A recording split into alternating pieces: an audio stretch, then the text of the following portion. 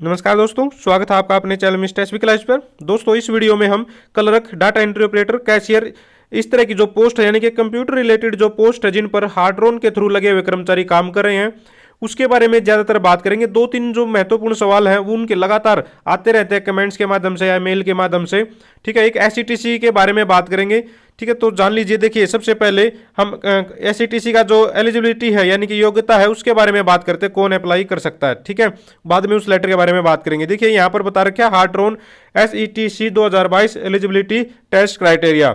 तो यहाँ पर देखिए स्पेशल यहाँ पर स्पष्ट लिखा हुआ है, the candidate should be existing, यानी कि या तो अभी जो काम कर रहा है कर्मचारी वो, या फिर न्यूली रिक्रूटेड क्लर्क कम कंप्यूटर ऑपरेटर, ऑफिस एसोसिएट, या फिर क्लर्क कम data entry operator, steno typist, या फिर डाटा एंट्री ऑपरेटर क्लर्क कम टाइपिस्ट। इस तरह की जो पोस्ट है ऑफ, देखिए ये है यहाँ पर स्पेशल बात। ठीक है, ये जितनी पोस्ट ऊपर बताई इन्होंने, of government department, bodies, border, या फिर कॉरपोरेशन, या फिर एजेंसीज, यानी कि चाहे वो कॉन्ट्रैक्ट पर मान लीजिए या फिर गवर्नमेंट डिपार्टमेंट में मान लीजिए, किसी भी तरह से अगर वो काम कर रहा है गवर्नमेंट डिपार्टमेंट में किसी भी तरह से, मतलब कॉन्ट्रैक्ट पर या फिर परमानेंट है जो भी है।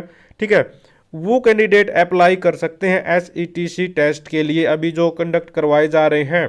ठीक है, वो सारे के सारे जो स्पेशल कंडक्ट करवाए जा रहे हैं ये टेस्ट जो है हरियाणा कौशल रोजगार निगम के कहने के बाद ये टेस्ट करवाए जा रहे हैं, ताकि जो कर्मचारी काम कर रहे हैं उनके पास नहीं है तो वो अपना टेस्ट दे सके। ठीक है, तो मेरे ख्याल से ये चीज़ क्लियर हो गई होगी। ये आप लोगों को सिंपल गूगल करोगे तो मिल जाएगा 2022 का क्राइटेरिया क्या है, एलिजिबिलिटी क्या है।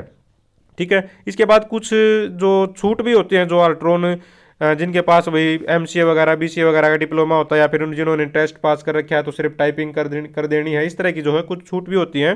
ठीक है, ये जो सारी चीज़ें हैं इनको हम दोस्तों अपना जो टेलीग्राम चैनल पर डाल देंगे, इनको आप लोग वहाँ पर पढ़ लेना, वीडियो ज़्यादा लंबी हो जाएगी। फिलहाल छोटा सा एक सवाल जो लगातार पूछा जाता है बच्चों के द्वारा, वो उसके बारे में बात कर लेते हैं।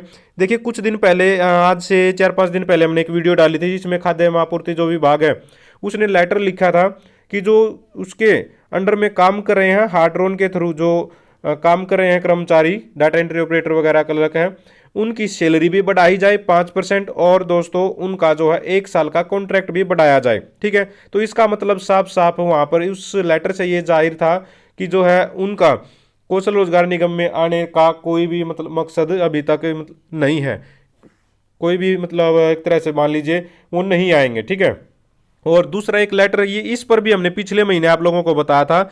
ये जो लेटर है आप लोगों के सामने, ये वो लेटर है जो स्वास्थ्य विभाग को, चिकित्सा शिक्षा एवं अनुसंधान विभाग को लिखा गया था। कल्पना चावला जो मेडिकल कॉलेज है करनाल में, वहाँ से उनकी तरफ से लिखा गया था।